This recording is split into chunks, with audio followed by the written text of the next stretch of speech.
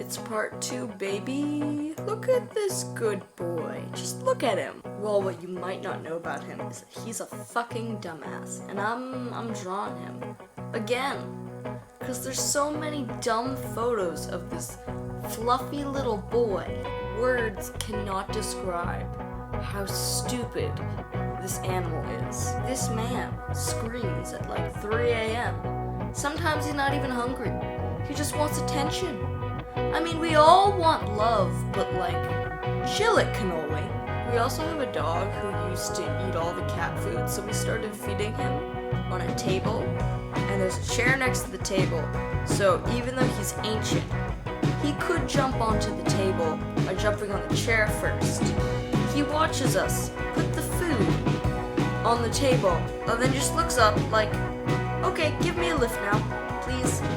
But of course, despite his stupidity, I love him so much. Just so fucking much. This tiny little dumbass is amazing. Love you, cannoli. I'm gonna stop talking, so enjoy the rest of my terrible drawing. Actually, drawing